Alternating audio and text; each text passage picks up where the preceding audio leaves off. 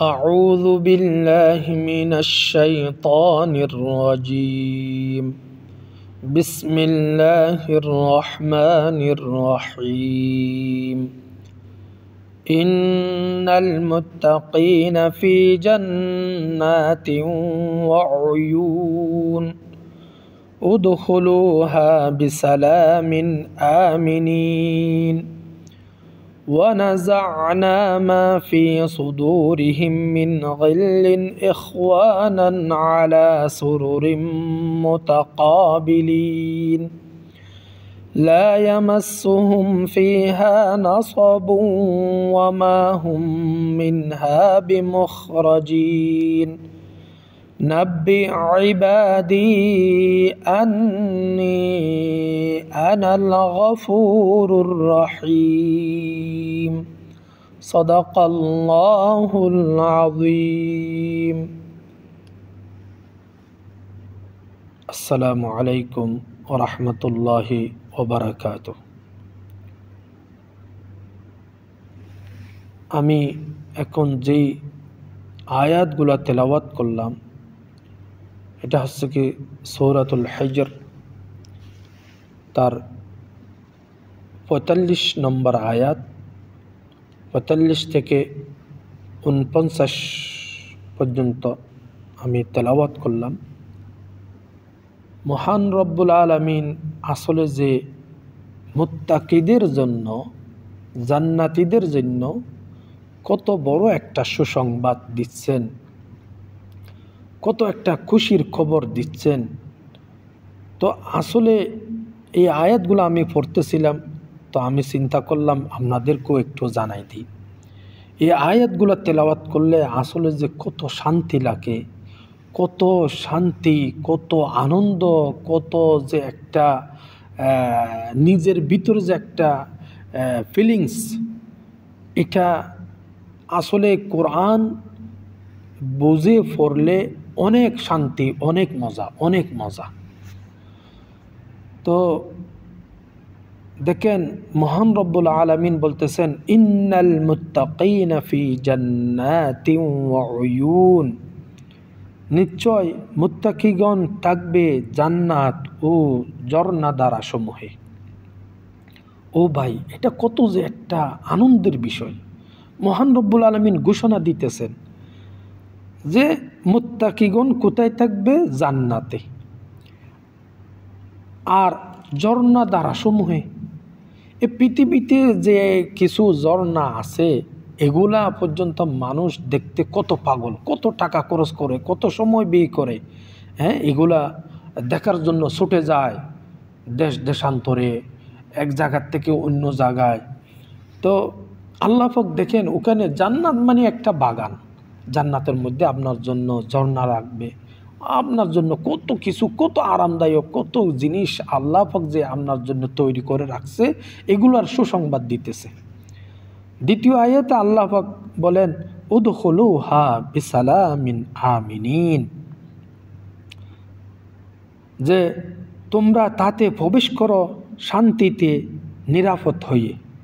ও ভাই, জান্নাত বলতে তো শান্তি, তো যে নিরাপদ হয়ে, যে এখানে কোনো কি নাই, আজকে না চুরি, না ডাকাতি, না সন্ত্রাসী, না জুলুম, না নির্যাতন, না আজকে কত ভয়ভীতি, এগুলো কিচ্ছুই থাকবে না। নিরাপদ নিরাপদ হয়ে থাকবে এখানে, শান্তি আর শান্তি, সালাম সালাম, শান্তি আর শান্তি। ৩ নম্বর আয়াত ওয়ানাযা'না মা ফি সুদুরিহিম মিন গিল্লিন ইখওয়ানান আলা সুরুরিম মুতাকাবিলিন, আর আমি তাদের অন্তর থেকে হিংসা বিদ্বেষ বের করে ফেলব, তারা সেখানে ভাই ভাই হয়ে আসনে মুখোমুখি বসবে। দেখেন, তাইলে বোঝা যাচ্ছে যে যার ভিতরে হিংসা বিদ্বেষ আছে সে জান্নাতে যাইতে পারবে না। আল্লাহ পাক হিংসা বিদ্বেষ এটাকে কত জঘন্য এবং কত নিকৃষ্ট মনে করেন যে আল্লাহ পাক হিংসা বিদ্বেষ জান্নাতীদের অন্তর থেকে বাহির করে ফেলবে। যার ভিতরে হিংসা বিদ্বেষ থাকবে সে জান্নাতে যাইতে পারবে না, আর যার অন্তরে আছে সে হিংসা বিদ্বেষ মহান রব্বুল আলামিন এটা বাইর করে ফেলবে। তাইলে আমি বলবো যে অন্তরে কারো প্রতি, কোনো বস্তুর প্রতি, কোনো কিছুর প্রতি হিংসা বিদ্বেষ এই জিনিসটা রাখিয়েন না। এটা না থাকলে আপনার জন্য জান্নাতে যাওয়া সহজ হয়ে যাবে। তো এরপরের আয়াতে মহান রব্বুল আলামিন বলেন, লা ইয়ামাসসুহুম ফিহা নাসাবুন ওয়া মা হুম বিমুখরাজিন ওয়া মা হুম মিনহা বিমুখরাজিন। সেখানে তাদেরকে ক্লান্তি স্পর্শ করবে না এবং তারা সেখানে থেকে বহিষ্কৃত হবে না। এখন অনেকে চিন্তা করেন যে আল্লাহ শান্তির জায়গায় তো ঢুকলাম, দুনিয়ার কতগুলা রেস্ট হাউস বানাই, ওখানে ঢুকলে কত আরাম, কত কত ভালো লাগে। তো আবার চিন্তা হয় যে আল্লাহ এখান থেকে বাইর হয়ে গেলে তো একটু কষ্ট তো লাগবেই। তো এরকম জান্নাতিরও জান্নাতে ঢুকার পরে চিন্তা করবে যে আল্লাহ কোনো এখান থেকে আবার কোনো বাহির করে দেয় কিনা, এখান থেকে কোনো আবার বাহির করে দেয় কিনা। কিন্তু আল মহান রব্বুল আলামিন ঘোষণা দিতেছেন, না না না না, এখান থেকে বাহির করে দেওয়া হবে না। কি করবে? যে সেখানে তাদেরকে ক্লান্তিও স্পর্শ করবে না এবং তারা সেখান থেকে বহিষ্কৃতও হবে না। দেখেন কত বড় একটা সুসংবাদ। এরপরও বলতেছেন, নাব্বি ইবাদি আন্নী আনাল গফুরুর রহিম। আমার বান্দাদের জানিয়ে দাও যে আমি নিশ্চয় ক্ষমাশীল, পরম দয়ালু। নবীর মাধ্যমে যে বান্দাদেরকে বলে দিতে বলতেছেন যে আমার বান্দাদের জানিয়ে দাও যে আমি নিশ্চয় ক্ষমাশীল, পরম দয়ালু। ও ভাই, দেখেন মহান রব্বুল আলামিন কত বড় সুসংবাদ আমাদের জন্য দিতেছেন। যারা মুত্তাকি, যারা ইবাদত করে খালেস নিয়তে, তাদের জন্য কত বড় একটা সুসংবাদ। এই আয়াতগুলো পড়লে ভাই শান্তি লাগে, আসলেই শান্তি লাগে, অনেক ভালো লাগে, অনেক ভালো লাগে। আমিও পড়তেছি, আপনারাও পড়েন। আমি আপনাদের কাছে অনুরোধ করব, কোরআন বুঝে বুঝে পড়েন, বুঝে বুঝে পড়েন যতটুকু পারেন। এখন দুনিয়ার মধ্যে তাফসিরের অভাব নাই, আপনারা নেন, তাফসির নেন, অর্থ দেখেন, অনেক শান্তি লাগবে। যতটুকু পড়েন, কোরআন একেবারে মুখস্থ করতে হবে এরকম কোনো কথা নাই, করতে পারলে ভালো।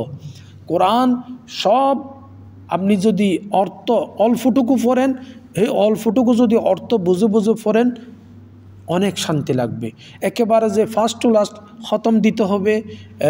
এবং রমজানের মধ্যে আমরা কি করি, মানে সওয়াবের জন্য খুব প্রতিযোগিতামূলক কাজ করি, ঘরের মধ্যে হোক, মাদ্রাসায় হোক, যে কোনো একটা জায়গায় আমরা কি করি, প্রতিযোগিতা লাগাই যে আমি 3 খতম, আমি 4 খতম, আমি 5 খতম, আমি 10 খতম। না ভাই, আসলে এটা কোনো কাজের না। মেইন কাজ হচ্ছে কি, আপনি যতটুকু পড়বেন অতটুকু অর্থ বুঝে পড়েন এবং তাফসিরগুলো দেখেন, আপনার কাছে শান্তি লাগবে, ভালো লাগবে এবং আপনি অনেক অনেক সওয়াবের অধিকারী হবেন এবং আপনার জীবনটা অনেক অনেক চেঞ্জ হবে, বদলে যাবে, আপনার জিন্দেগির মধ্যে একটা পরিবর্তন আসবে। তো আমি বলবো যে ভাই কোরআন বুঝে বুঝে পড়েন, কোরআনের তাফসির দেখেন, কোরআন সওয়াবের আশায় পড়েন, প্রতিযোগিতামূলক পড়িয়েন না। হ্যাঁ, আপনি ইবাদত করেন, ইবাদত যে যত বেশি করতে পারে এত বেশি ভালো, সওয়াবের অধিকারী হবেন। আপনি সওয়াবের আশা করতেছেন, সওয়াব পাইবেন, কিন্তু কোরআনকে সহিভাবে পড়েন এবং বুঝে বুঝে পড়েন। তো এই বলে আমি আমার কথা এখানে শেষ করলাম।